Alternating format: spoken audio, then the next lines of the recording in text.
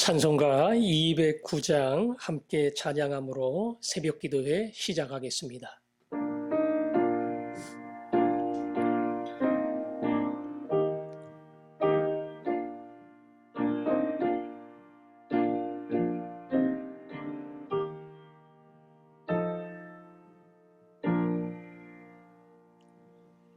이 세상 풍파심하고 또 환난 질고 많으나 나 편히 쉬게 될 곳은 주 예비하신 주의 촌 그 향기로운 기름을 주에게 부어 주셔서 내 기쁨 더해 주는 주 피로 사신 주의 촌 주 믿는 형제 자매들 그 몸은 떠나 있으나 주 앞에 기도 드릴 곳 다 함께 모인 주의 촌 내 손과 혀가 굳어도 내 몸에 피가 식어도 나 영영 잊지 못할 은혜의 보주 주의 촌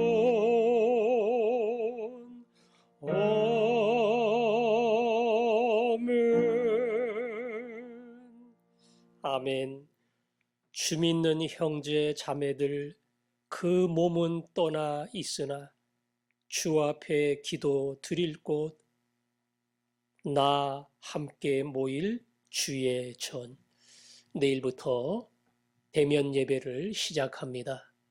성전에 나와서 예배당에서 예배를 드리는 분들도 있고 영상으로 드리는 분들도 있겠지만 어느 곳에 있든 온 마음을 다해 이곳이든 집이든 하나님을 만나는 거룩한 자리가 될 수 있도록 특별히 사모하는 마음을 가지고 예배당에 나오시는 분들이 더 많아서 우리의 대면 예배, 현장 예배가 하나님의 은혜로 충만할 수 있도록 내일의 예배를 위해서 함께 기도하겠습니다.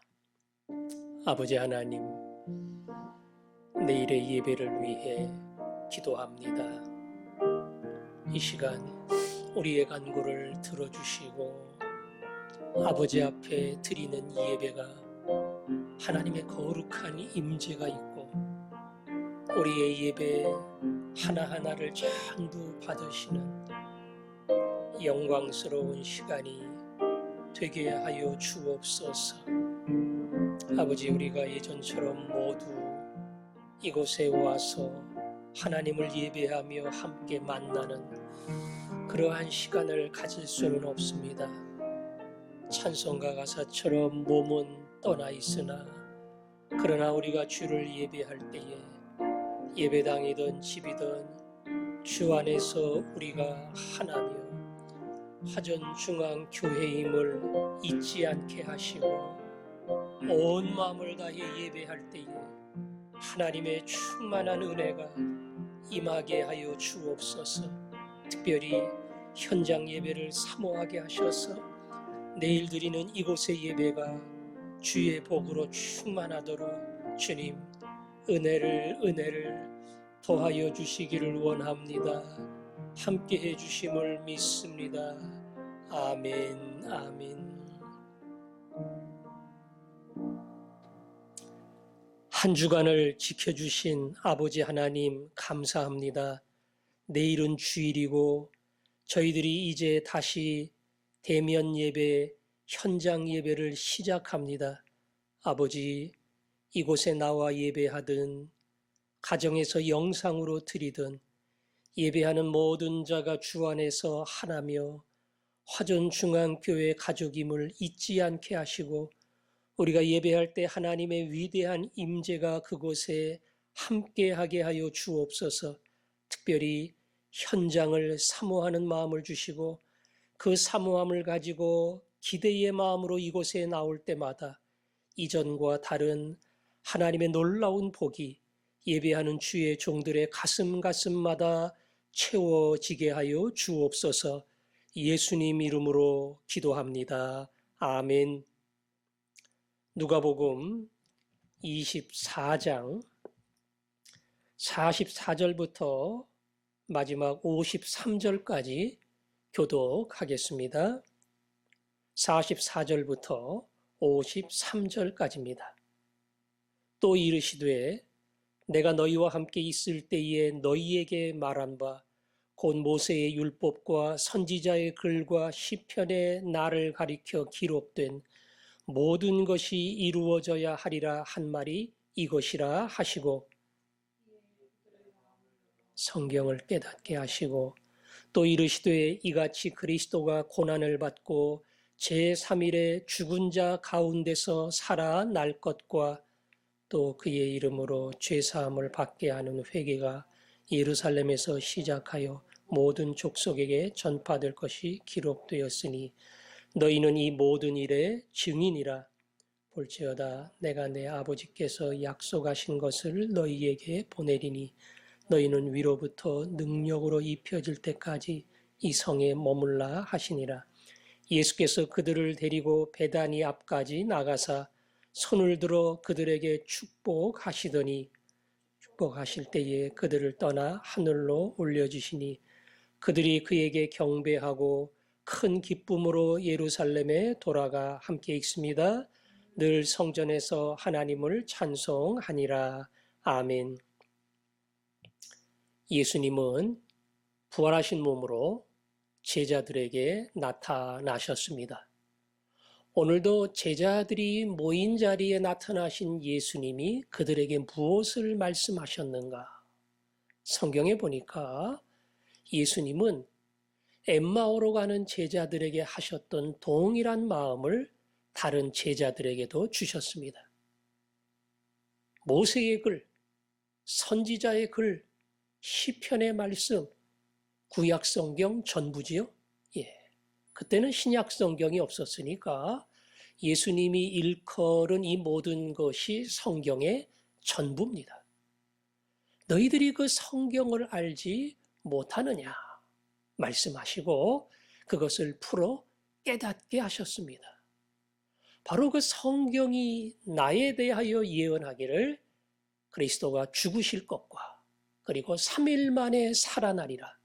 십자가의 죽음과 그리고 부활의 위대한 사건을 다 예고하였는데 너희들은 왜 이것을 믿지 못하느냐?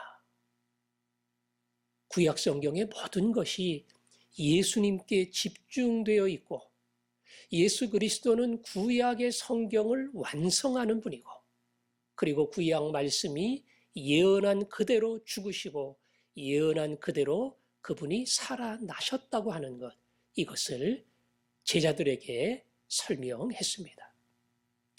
여기까지만 하신 게 아니고요. 하나 더 보태서 말씀을 하셨는데 그것이 뭔고 하니 오늘 성경 말씀 47절에 또 그의 이름으로 죄사함을 받게 하는 회개가 예루살렘에서 시작하여 모든 족속에게 전파될 것이 기록되었으니 내가 죽고 내가 살고 이것으로 끝이 나는 것이 아니라 이 회개의 복음이 예루살렘으로부터 모든 사람에게 전파될 것이다. 그것을 벌써 하나님의 말씀이 예언을 했다. 자, 죽고 다시 부활해서 살아나시는 것, 이것은 예수님이 하시는 겁니다. 그리고 예수님은 승천을 하시죠. 그러면 이 회개의 복음을 증거하는 것은 누구 몫입니까? 제자들의 몫이에요. 다시 말하면 구약 성경의 예언은 나에게 집중되어 있고 결국은 나로 완성되지만 그거로 끝이 아니고 내가 완성한 생명의 복음을 증거하는 그러한 책임을 구약 성경은 예고했고 거기서부터는 너희 몫이다. 예수님은 이제 제자들의 몫이 있다는 사실을 분명하게 말씀했습니다. 우리가 아는 것처럼 사복음서가 다 끝나면 사도행전이 나옵니다. 예수님의 제자인 사도들이 어떠한 행동을 했는가? 그 기록입니다. 사도행전이 무슨 이야기예요? 오늘 이 성경의 말씀이 그대로 성취되는 그러한 사건들을 적은 겁니다. 예수님은 승천하셨지만 이제 그 다음에 제자들이 일을 합니다.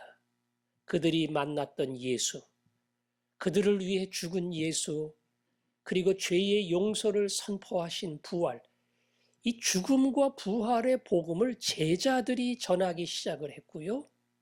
성경 말씀의 예언 그대로 예루살렘에서 시작이 되어 사마리아 그리고 땅끝까지 증거되는 그러한 놀라운 일들이 벌어집니다. 그 복음이 거기서 시작이 되어서 결국 대한민국 땅에까지 전해졌고 오늘 화전 중앙교회가 세워졌고 여러분과 제가 예수를 믿고 전 세계 온 땅에 복음이 증거되는 이 놀라운 기적이 일어난 겁니다. 누가 했습니까? 제자들이 했습니다. 제자들이 했습니다. 그리고 제자들이 했던 이 놀라운 사역도 성경은 미리 예고를 했고 그들은 그 길을 갈 것이라고 그렇게 약속을 했습니다. 오늘 예수 그리스도의 제자들은 자기들에게 남겨준 이 위대한 사명의 이야기를 듣습니다. 하지만 바로 예수님이 승천하신 다음에 전도자의 인생길을 간 건 아닙니다. 예수님도 그들에게 당부했죠. 바로 가는 거 아니야. 조건이 있어. 오늘 성경 말씀에 있는 것처럼 49절 볼지어다. 내가 내 아버지께서 약속하신 것을 너희에게 보내리니 너희는 위로부터 능력으로 입혀질 때까지 이 성에 머물라. 아버지가 약속하신 것을 너희에게 보낸다. 누굽니까? 성령입니다. 그러면 너희가 능력으로 입혀지고 복음을 증거하는 전도자가 될 텐데 그 전까지는 여기서 기다리며 약속의 성령이 찾아오시기를 간구해라. 이것이 예수님의 부탁이었습니다. 여러분, 이들은 예수님의 부활의 몸을 받고 예수님의 음성을 들었지만 그것으로 확실한 믿음이 생겨서 그야말로 목숨 걸고 증거하는 전도자가 된 건 아닙니다. 안 보이면 또 의심합니다. 진짜인가? 그 예수님 부활하셔서 아무 때나 우리 곁에 오시나? 이런 거에 대한 수많은 의심과 갈등이 있었습니다. 그래서 이 사건을 보여주었음에도 다시 갈릴리 옛 직업 업으로 돌아가자. 그렇게 예수님이 보이지 않으니까 다시 옛날로 돌아가려고 하는 그러한 생각이 들었을 정도예요. 그만큼 제자들의 마음은 흔들렸습니다. 그러나 이들이 잘한 거 하나 있어요. 성령이 은혜를 주시도록, 성령이 능력을 주시도록 이들은 간구했고 오순절날 성령이 그들 가운데 찾아오실 때에 성령 충만해서 누구도 막을 수 없는 복음의 전도자가 된 겁니다. 부활의 예수님 만났습니다. 그러나 성령의 충만함을 입을 때에 강력한 마음속에 복음 전파의 열정이 일어났고 그래서 그들의 생명도 아끼지 아니하는 말 그대로 복음의 헌신자가 된 겁니다. 예수 믿는 사람에게는 예수 그리스도의 십자가와 부활을 경험하고 죄 용서함 받고 그리고 하나님의 생명을 얻은 사람에게는 누구나 다 이 위대한 사명과 책임이 주어집니다. 제가 부목사 시절 섬기던 교회는 대학부의 별칭이 증인들이었어요. 증인들. 매주 조그만 주보를 만들며 제목이 증인들. 저는 청년부를 지도했는데 청년부는 이름이 어부들이었습니다. 그 이름 자체가 다 복음을 증거한다는 뜻을 담고 있어요. 우리는 증인이다. 예수님 말씀한 그대로 너희들은 증인이다. 사람 낚는 어부가 되라. 너희들은 어부라. 우리에게 다 그 책임을 주셨습니다. 주셨음에도 불구하고 사실 요사이 가장 감당하기 어려운 순종하지 못하는 주님이 주신 사명이 이 전도의 책임입니다. 특별히 코로나로 이동이 막히고 그래서 만남이 어려운 이 시대 속에 전도한다고 하는 것은 더 어려워졌습니다. 아시는 것처럼 이 교회에 대한 이미지가 안 좋아요. 방송이나 이런 데서 부정적인 면들을 많이 부각을 시켰습니다. 사실 일부의 교회입니다. 대부분의 교회들은 철저히 수칙을 지키고 그리고 그런 코로나 어떤 대응을 위한 수많은 일에 봉사하고 지원하고 거진 7, 80%는 교회가 합니다. 그러나 교회의 그런 긍정적인 면을 비춰주지 않았기 때문에 많은 일반 시민들은 부정적인 의식을 가지고 있어요. 여론조사에도 보면 캐토릭이나 오히려 불교 사찰이나 이런 데에 대한 의식은 특별한 차이가 없는데 교회에 대한 의식은 많이 어찌 보면 비판적이 되고 말았습니다. 그래서 전도하는 게 더 힘들어요. 거꾸로 예수 믿는 사람들에게 이 코로나의 어떤 위기 속에 우리가 알아야 될 것은 무엇이냐? 그것은 이 사회에 적극적으로 참여하는 것이다. 그리고 솔선수범하고 그들에게 본을 보이고 봉사하고 섬기는 것, 이것이 교회에 요구되는 주님의 명령이다. 이런 이야기를 합니다. 막힌 시대를 살아갑니다. 열어주실 때가 있겠지만 내가 할 수 있는 전도는 무엇인가? 내가 보여줄 수 있는 증인의 방법, 어부의 방법은 무엇일까?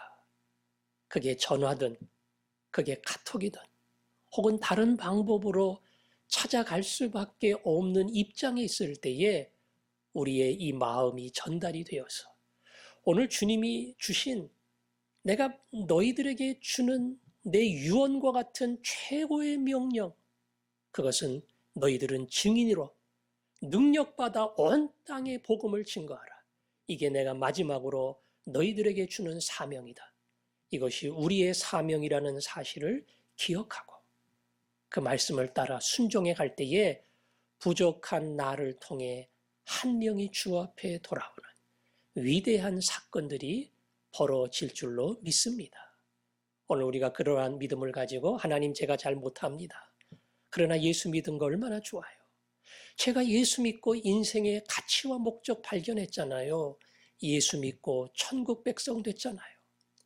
예수 믿으면 하나님의 자녀고 예수 안 믿으면 세상과 마귀의 자녀 되는데 이 좋은 예수 제가 전할 수 있게 주옵소서. 삶으로 전하고 입술로 전하게 하여 주옵소서. 우리가 그 마음을 가지고 나아갈 때에 부족한 우리를 사용해 주시리라 믿습니다. 우리가 이 마음 가지고 한 목소리로 기도하겠습니다. 아버지 하나님, 주님의 말씀처럼 복음을 증거하는 자가 되기를 원합니다. 주님, 우리에게 주신 가장 중요하고 위대한 사명, 우리가 이 땅을 살면서 해야 될 잊을 수 없는 우리의 삶의 방향이며 목표인 줄 아오니 잊지 않게 하시고 그리스도의 복음을 들고 갈 때마다 죽은 사람이 살아나는 생명의 역사가 나를 통해 일어나게 하여 주옵소서. 예수님 이름